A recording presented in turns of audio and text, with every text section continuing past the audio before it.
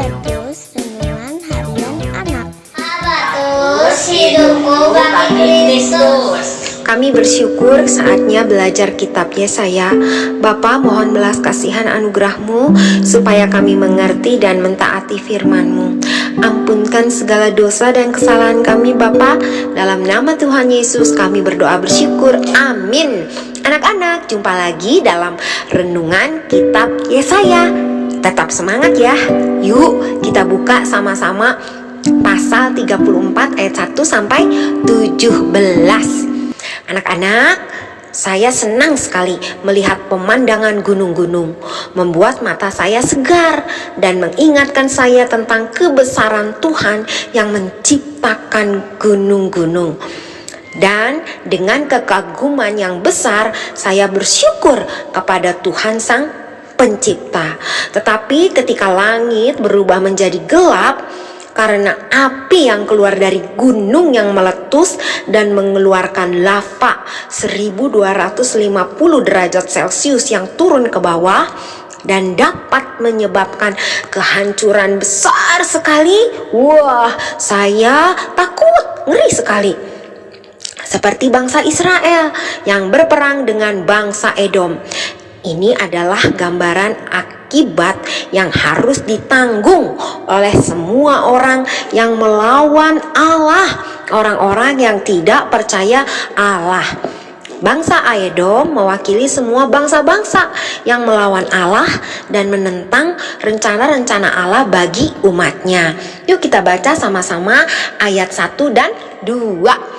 Marilah mendekat, hai bangsa-bangsa, dengarlah dan perhatikanlah, hai suku-suku bangsa. Baiklah bumi serta segala isinya mendengar, dunia dan segala yang terpancar daripadanya. Sebab Tuhan murka atas segala bangsa, dan hatinya panas atas segenap tentara mereka. Ia telah mengkhususkan mereka untuk ditumpas, dan menyerahkan mereka untuk dibantai.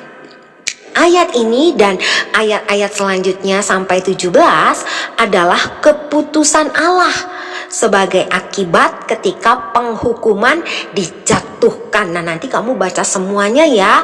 Pasal 34 ayat 1 sampai 17. Nah, murka Allah terhadap semua orang, semua bangsa yang melawan Allah akan berdampak kepada langit dan bumi. Manusia akan musnah dan yang tersisa hanya binatang-binatang buas dan jin-jin. Ini adalah keadaan yang sangat-sangat mengerikan. Anak-anak, ketika Allah menghukum dosa, manusia akan musnah. Hal ini adalah gambaran keadaan yang hancur, kehampaan, kekosongan, kegelapan.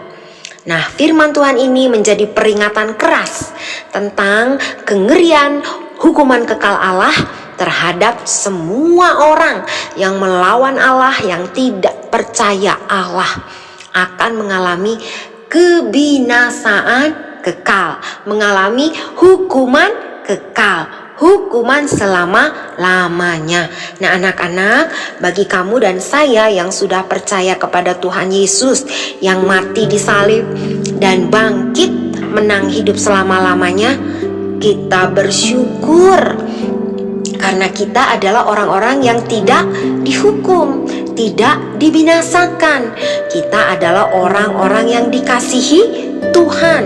Tuhan memberikan firman-Nya untuk menjadi terang dan pelita kita, menjadi cahaya yang menuntun hidup kita. Melalui firman Tuhan, kita hidup di dalam terang sehingga dapat melihat arah, mampu melihat bahaya dosa di sekitar kita. Ketika firman Tuhan memimpin hidup kita, kita berada dalam terang Kristus, bukan kegelapan dosa. Maka kita menjadi peka ketika akan melakukan dosa. Kita tidak mau melawan Allah bila dipimpin firman Tuhan dan terang Kristus. Mari sejak anak-anak kita serahkan diri, dipimpin oleh Tuhan Yesus. Habatus hidupku bagi Kristus. Nah, buat anak-anak yang belum percaya kepada Tuhan Yesus, maukah kamu tidak mengalami kebinasaan kekal, tidak mengalami penghukuman Allah? Yohanes 14 ayat 6. Kata Yesus kepadanya, "Akulah jalan dan kebenaran dan hidup. Tidak ada seorang pun yang datang kepada Bapa kalau tidak melalui aku." Puji Tuhan.